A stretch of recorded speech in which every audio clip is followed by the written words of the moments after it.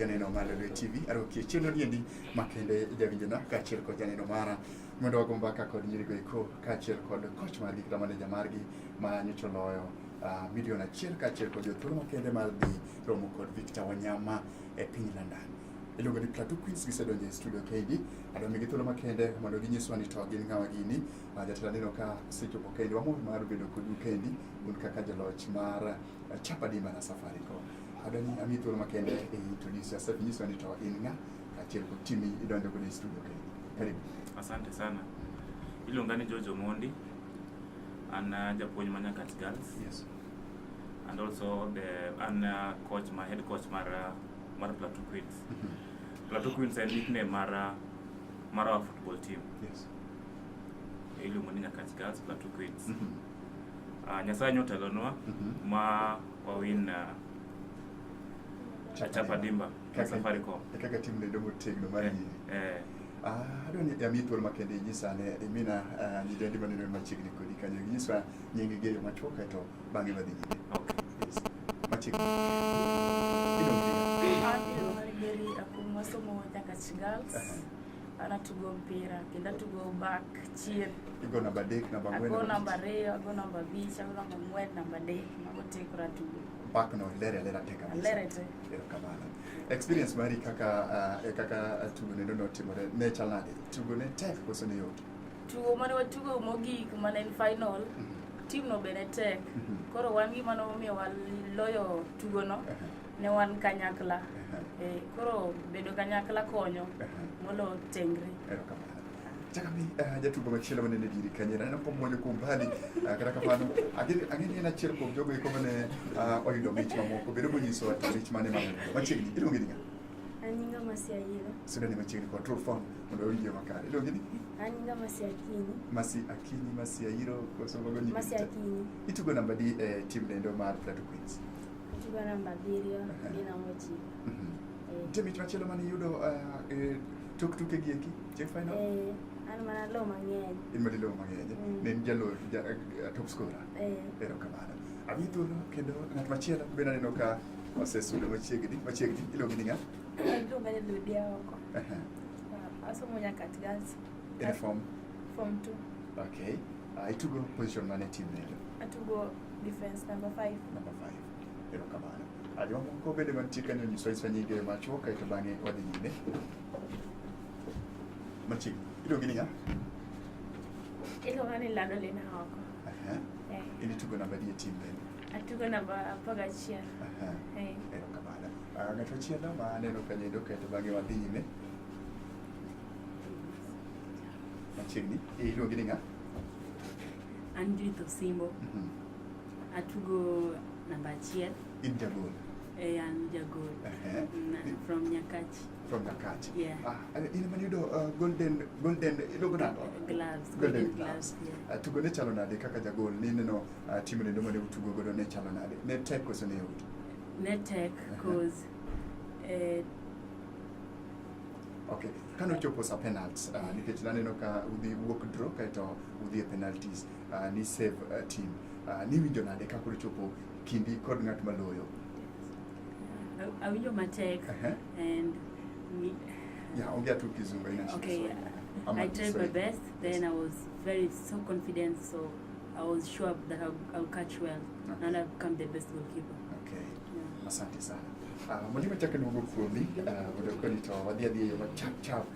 Nyiswa ne yo machuok kuma koreko team ni ma Plateau Queens. Team ni mar Plateau Queens sane safar mare nyaka no chapo bedo jaloch mar chapa dimba. Team mar Plateau Queens Nyakat Girls. Jani mar winning jabor joken mayot ahinya. No win Kisii mane waloso Nyanza region. No win finals, then bang'e nendo no wadu school oyaw January, then wakel matek. Nyithindo ka nyithindo jowetegi ne dhi dala half term, gin nok gidhi. Ne gidong school ka ne gitrain. Gidong school gidhi nyime kod training. Koro ne no sacrifice man gimek. Then kono dong dala par to wadhi nationals, madam wa ma principal no tero training camp Bukura entiere Kakamega County. Koro environment ma gini ma Kakamega no ng'iyo godo. wa train kat matek kabisa ma kano dong ndalo achiel to wadhi Bukungu. Unadok school mangiso madam apply passport ni nyithindo gi. Unashanga sana ng'omiyo yadwaro apply to bugo mpira. Kana nyise ni training mwasetimo sani. Yes. Okapanti team madhi goyo. Anda dieri makende. Game mokwongo nwago team no seriously 7-1. Yeah, game mar ariyo chako go team nendo 6-0. Koro kana chopo final to team da beno prepare maber kendo gimeno migi jatende gi nomiyo gi training camp. Team mar Tata. Koro digin ne gi camp Kitale. Wanwa camp Kakamega. Koro final ne tek. Yes. Waloyo the first goal in the second half. Yes. Then kodo ndai kariyo to gi equalize. Mano no kanyo thindo ojony kabisa. Moral girumo kabisa. Moral no rumo, but kano supposed a penalty. Nan confident what they win because one keeper maber. Goalkeeper bina video kuwe kwenye wachana. And keeper maber and keeper man under 20 ma Kenya. Koro we were sure that we were going to beat not the good team na endo. Kamano. Mwalimu Jogino Mimich maraluf ni ariyo. Kaka coach ni ndio maana timu maber kendo maana timu matek. Pesa ni isetimo goda moko so ere kako change ngima mari kaka coach mar team ni. Pesa no mi jo mane ogo game gi two officials. Nyithindo manogo mpira ne gin 18. Then and the other fellow friend gin jama one go the team. Safaricom ok mi the whole team pesa nikete bahasha imiyo nyathi ka nyathi mare lwete. Maza coach at school you can okinya interfere kod gin gi deal directly gi their client. Okay. But nyithindo mabeyo pesa no ngitiyo go maber mokana kono ngido set books joma do set books joma nigi fear areas moko ne oklia go do fear areas. Mano 1 billion mane wido kaka team. Mano 200,000. Then most of them work very humble backgrounds. Yes. Koro pesa no wido teach kata mean they within their families. Ne ko ne jonyuol gi go simu bangi. Kawacho ne gin pesa do chopo negi. Yeah. Team biro godo kaini captain nitie koso captain samoro dong school. Captain nitie. Adoni captain de obi thuolo onyiswane team mar Tata en kaka captain. Ngeni sama jini pap kanendo captain nyaka nyiswani to team mar Tata ni nonene nade finals. Captain wachigni parno nyingi kendo. Ani longa ni Mary Akuma na na wache mokwongo. Mary in captain mar team mar Blood Queens. Yes, kane utugo gi Tata, nine no Tata na. Ne team motegno mano ikore mane samoro uluo ni nyalo go koso nine na. Team no gane neno na gitek nikech ne gin joma tegno ka jo Western. Koro nyeni wanya kachikal ka tuga watugo pogore gi Western. Koro wambe wana gitek nikech kocha ino gin gi muya gin gi gichiemo maber gi mako mogo be gi matek. Koro gini wan koni wacha mchele mkati koro nyeni nguvu okromre. Yes. Koro ne winjo ka bet teko gi ngeny malo magu. Koro teko gi ne ngeny but koro wan kane wajiwore wacho ni ma wanyalo. Koro ne wan gi tugo kanyakla ni. Koro kane wadonjo first half mokwongo. Koro ne gitek to wambe ne watek. Koro onge ng'ama ne nyalo lolo wadgi. Koro onge ng'ano ng'eyo. But koro wan ne wachung' malo mowacho ni team ni nyaka wago piny. Koro mane walo mokwongo to gimbe koro giseol. Koro baadaye kawa ya 1-0 waduogo second half. Ka ne uselo gol mokwongo uwinjo kagima kor gini to usekawo. Ne wawinjo ka ne wasekawo nikech wang'eni first second half koro kwaduogo. Yes. Wan gi moral koro wanyalo nikech koro wadhi mako defense to mako mid to mako striking. Yes. Koro kane waduogo second half wano gimbe koro gitek koro gimbe ne gidwa gimanyo gol mar ariyo ka nyalo golo wa piny kae mondo koro gimbe gibed joloch. But wane watang'ore kuom keeper nikech en ng'ama wuoyo koro nyiso ni tim kama. Koro keeper mane control team kama defender kama. Koro kosa mbele chien to nyiso to koro watimo ka odwaro. Mondo koro wambe joma loyinwa mbele koro gimbe ginyaka giti matek mondo gine ni team ni odhi mbele. Captain, iwuoka kendo bidala. Ibiro mokodo Victor Wanyama.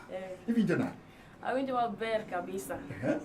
Ang'o mori kabisa idho ndege cha koso moso wanyama koso di mule mpira matini ala malo kucho. Gima mora ni en mulo mpich ma Omar London no. Kispo kaneno kaka jogo tugo aneno kama ne TV. Koro mano be mora ahinya ka Victor Wanyama nowuok Kenya.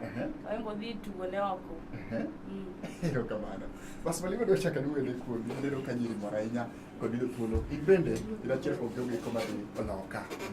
Neno Wanyama ka chiel kod tuo ma Safaricom dhi konyo godo. In kaka coach winjo nade ka chiel kod team mari kaka useduogo e skulu winjo nade seche gi kima koro experience mudhi bedo godo loka. Awinjo maber kaka team manager mar Plateau Queens. Yes. Kaka nawacho chon tani ng'eny nyithindo gi aye very humble backgrounds. In fact ng'enywa neno mandege ka ndege kufue kale Korea mo kama hii. Wenga moso video opportunity mar idho ndege. Though an gi nyithindo moko ka moso idho ndege, an gi the top scorers idho ndege, goalkeepers idho ndege ka gi represent under 20K. Yes. But experience mo dhi bedo godo London dhi bedo gima duong' ahinya. Nikech wadhi dwaro links kundo friends. 1 plus 1 million money is not okay important for my here. You said about 1 million. Any platform go to 1 million kaka team kaka school. Kaka na wacho chon tani Safaricom ok deal gi school. O deal gi each player individually. Okay, captain you said my pesa ni bire ching mag biro bedo ceremony bulungo media video federation biro biro. Koro ni gimiti me ayanga onge gimi pando kata chiel nathi Kenya dhi luongo timiyo pesa ne. Koro want one tijo en tiji guide. O guide ni mae gimiti me pesa kama. Koro ini kaka coach i chano o guide gi mondo gitima ngoko do meda nikech ok en pesa mayot. Samoro kata go bedo pesa maduong' samoro 1,200 nyathi matin pok omulo pesa machal. Pod en nyathi school. Okay. Gin gima itaji gi kochakore gi school nyaka dala. Koro ng'ato ng'iyo gimolak e school. Basic items molak e school. Set books because ng'eny gi pekajo form 2 gi bidhi form 3 next year nego benige nyo set books. Form 4 gi form 3 maybe gi lack 1 or 2. Ng'ato maybe ni fi areas ne moro dano chor matino konyo janyuol. Then janyuol gi bosanyo gi support kabisa. Koro nyaka gipar janyuol gi pod ne mama kata papa gimoro matin. Ahinya nyakoro pesa ni gidhi tiyo godo e yore mag school kachiel kod school fee. Kod school fee. Jisani ni team mari ni edin team at mouse kao kaka chiel kuom jogo kuma ditugo Kenya Premier League mar ladies kata national team. Ngeni sani koro national team mar Kenya. Maji manyiri ikore ne ditugo team nendo mar Africa Cup of Nations. Kangeni tie chiel kuom jogi kima osekao kata kwany kaka jogo kuma ditugo ne Kenya. Nitie mati wone Premier League, pati wone Vega Queens. Though it rules mag chapade manjoko yene joko tugo. Nitie en jagol. Njoko tugo. But joma biro ko kind ni ezi. Yes. The top scorer Masi Akinyi was it tugo ne under 20, said travel. Said the Botswana, or said the Uganda, or said move. The gold man win golden gloves was a travel a lot. Mukata mi tundunge by the time mancho antire chapadimba your national team ne dware but no kwanya release any catch eneja kija goal man one goal then bang manyo nyathino sibuko top scorer nja ido invitation from the federation kagiro nyathino ma join camp kepani gi game moro games mbele kind but mama gi owacho ni masomo mbele monde odwaro nyathindo concentrate because apart from clubs ma Kenya kind idwaro gi abroad mang'eny. Koro mondo media abroad nyaka bed gi grade maber. Koro sani ging'ise ng'e mipira. Koro focus ani mondo keto e somo mondo ka results work by December kama in at least gi grade moro ma nyalo konye ma clubs moko go konye. As we talk sani nyathi achiel ma njoido C-. Yes. Masani process papers ge also ido college in the US. Ilumini Barile Shituku, the most valuable player, MVP. Go no kopiro kwa deka ke no ken okolonya inye ben wa skin neighbors okon.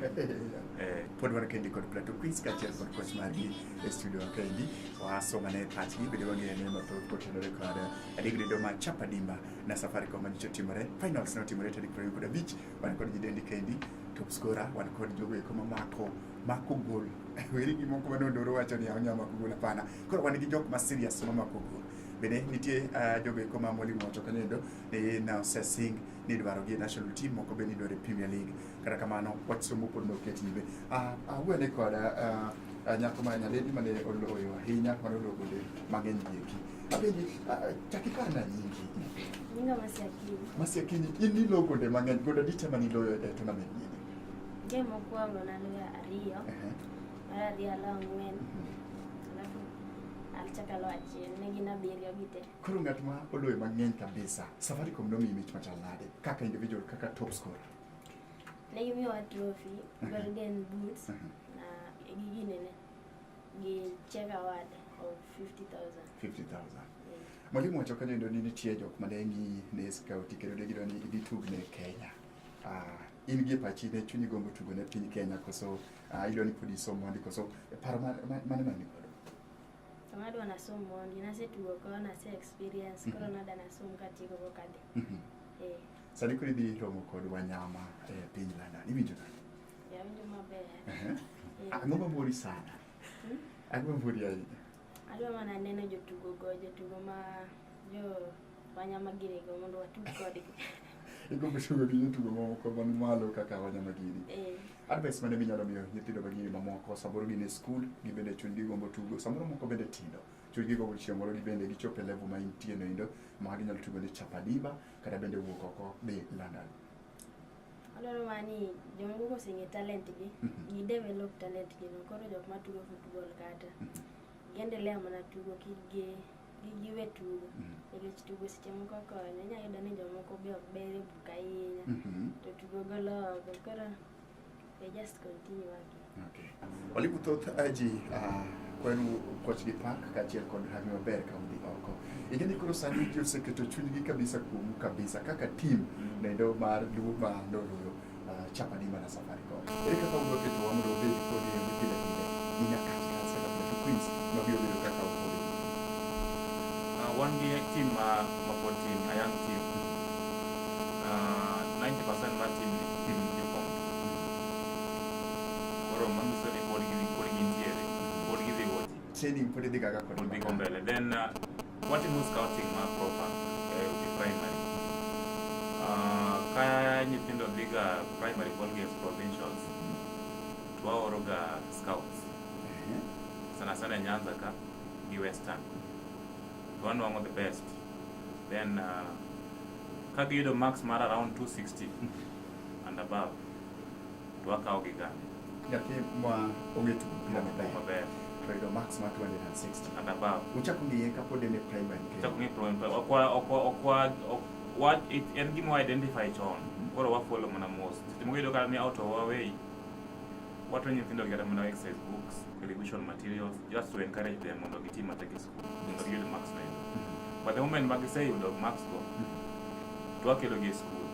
Kwa delay mo, sani ng'eny school manyo talents gi. Ki delay kapok ikawo such a child, tiyudo ka schools kaka Vieta, those big names e football, iyudo kosekawo gite. Koro wan kwasa identify results kuka ni to wan kod okelo gi system. Penjo achiel kende ma ayudo kuom jawinjo en ni to be Safaricom miyo gi sponsorship koso gimedo chulo school fee kendi?